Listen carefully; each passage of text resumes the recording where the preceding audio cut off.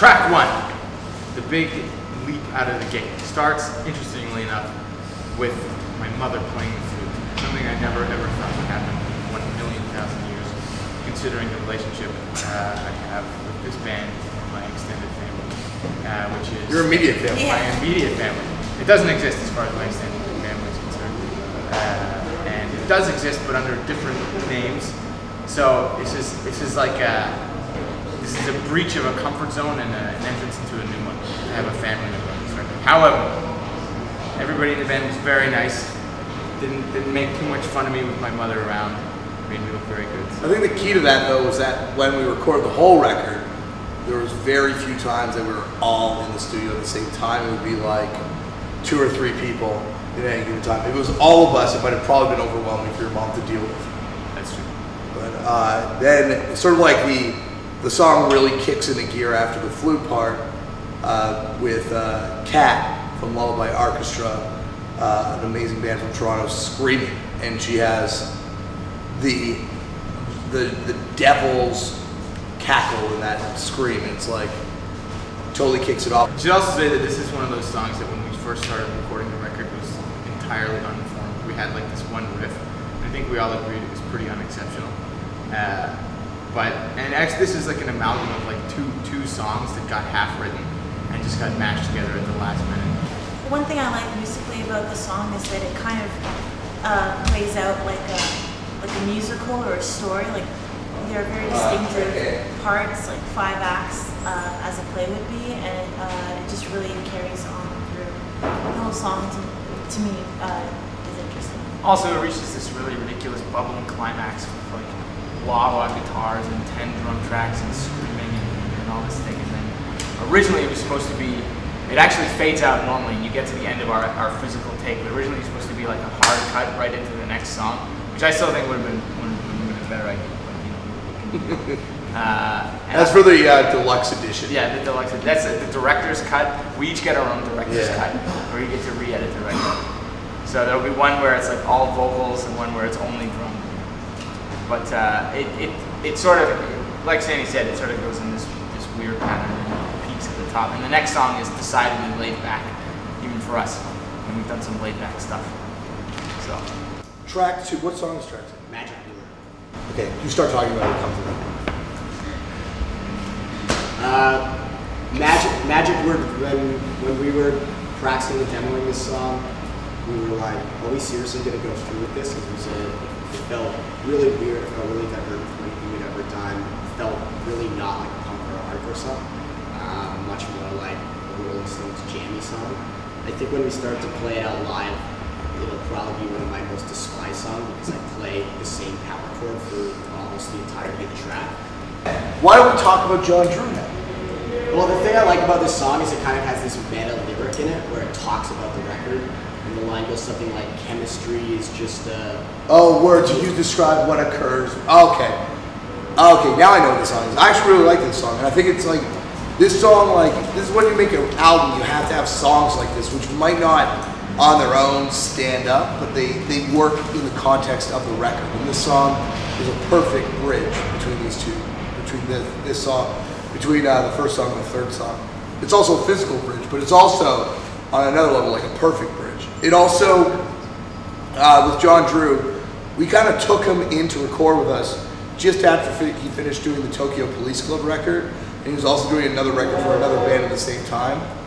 And if you want to talk about psychological torture, we have done it to this guy. And I think we broke his spirit a little bit making this record. So this could be his big attempt at getting back at us by making us put a pop song on our record. This is a song that I think from the... Did you play this song? No, I directed the French horn part. Yeah, this song, I was the only person in the band that played on this song. Max. Yeah, but we had cameos from Max and Kate Wilkos, who was in the Deadly Snakes.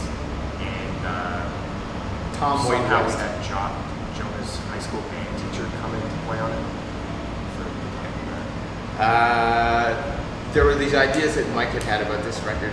There's always, Fucked Up always has to outdo itself, and at the time we sort of consider it one-upsmanship on ourselves, and it seems like it should make a lot of sense, but in the end it always ends up being like, it's gonna seem like this record is like the Caligula of Fucked Up's catalog. But anyway, so we had this idea to have horns on the record. Originally it was supposed to be someone